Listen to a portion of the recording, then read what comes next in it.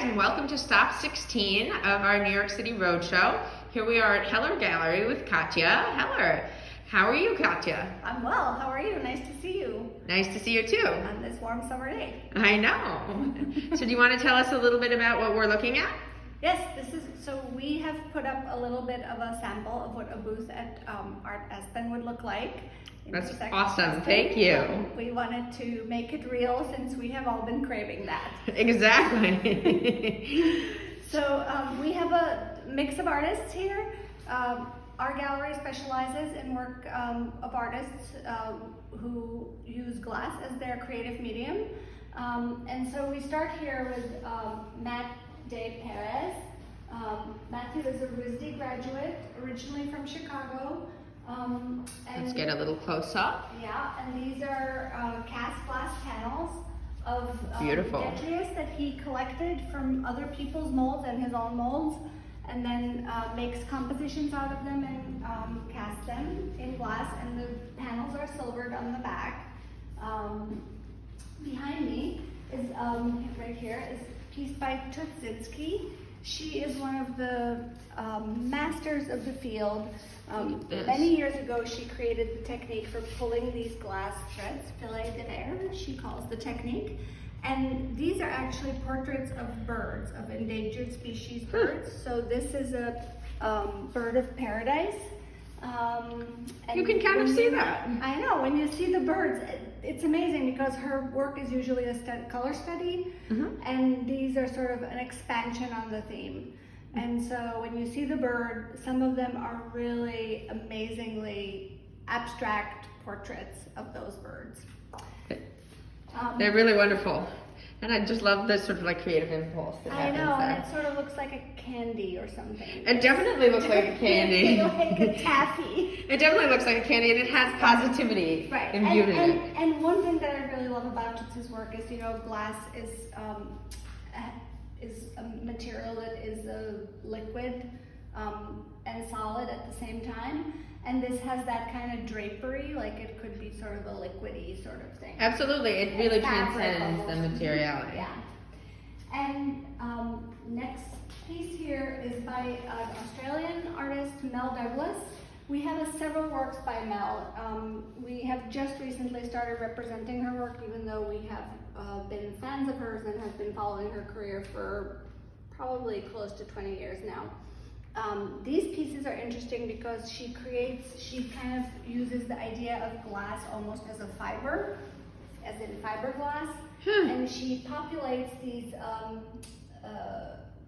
drawings with very, very fine glass powder on the kiln shelf, and then she gets like a lacy piece almost that she can do something with, and she adheres it to paper. So these are works on paper in glass, though.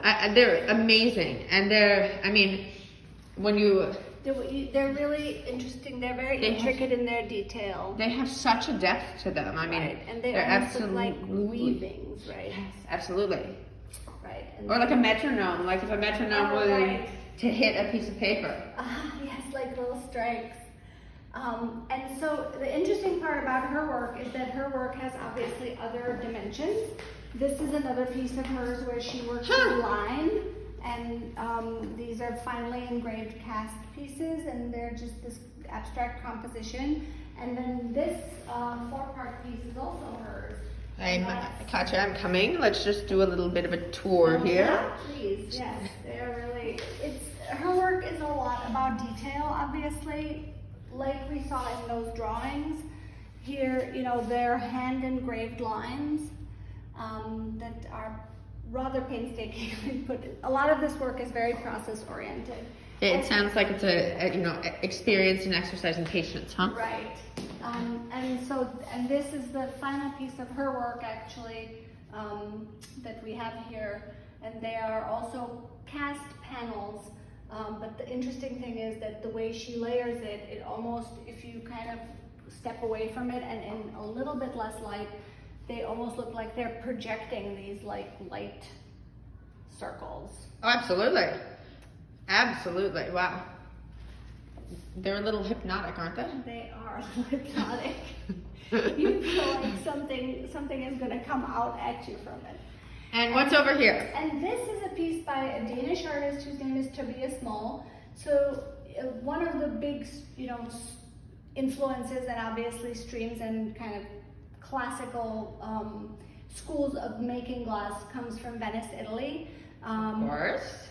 Or sometime in the near future we'll be able to go back to. Yes, I sure hope so. In fact, there's a big exhibition planned for this fall by American artists working with the influence, or who in some way were influenced by Venice, which was supposed to open this last March. Obviously that didn't happen, but they've now moved the opening to the fall. We'll see if that happens, and if not, hopefully another time.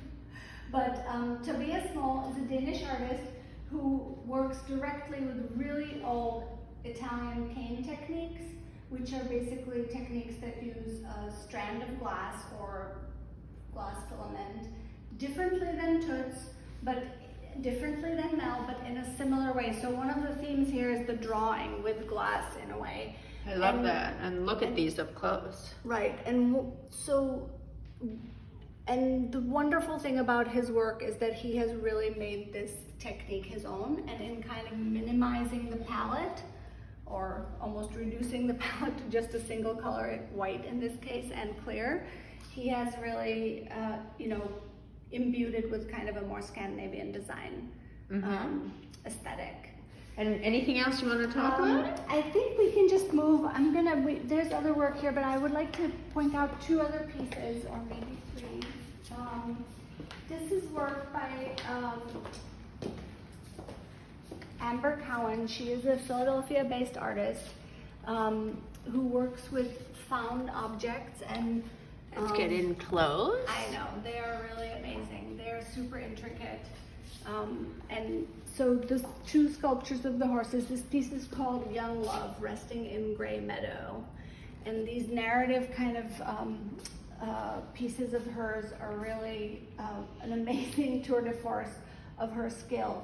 So of the entire composition, the horses are the found objects here, and the rest is made by her. She lampworks these pieces, and typically she works in really wild colors, because those are the colors of the old glass that you can find. Usually it's pressed glass work from like anywhere from the 50s or 40s or 50s up to contemporary and or current, and so it's more rare to see kind of a more muted palette in her work, but I really think that this piece is just extraordinary. It really is.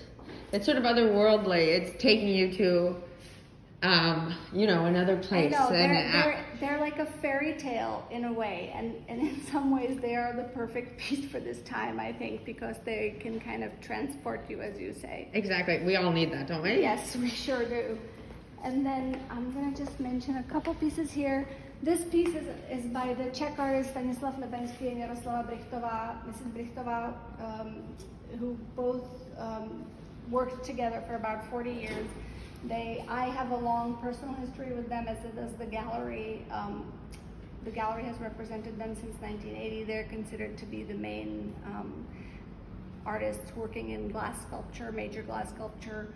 They were the inventors of many techniques. The interesting thing about their collaboration, which lasted about almost 50 years, is that they worked really hand in hand in a way that I've seen few artists ever do, and that is that he made all the drawings for the pieces, and she made the sculpture actually, and then she also oversaw the production of the work, and very often is not given I think enough credit, because he was the kind of the front face of the couple, but she was really the quiet force behind the ability to make this also. I love that.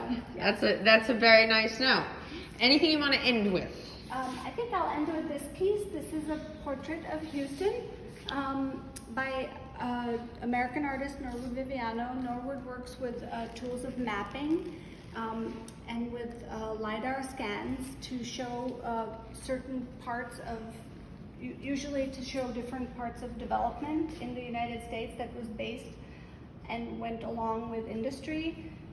This is from his newest series called Recasting Houston, and the Recasting series is going to was supposed to be actually the feature of our upcoming September show, but because Norwood hasn't really had access to his studio to be able to finish the work, we are postponing the show till probably early spring of 2021. But we are thrilled to have the Houston piece and to be able to present it, which got finished right before the pandemic. So wonderful. Well, I look forward to seeing that show.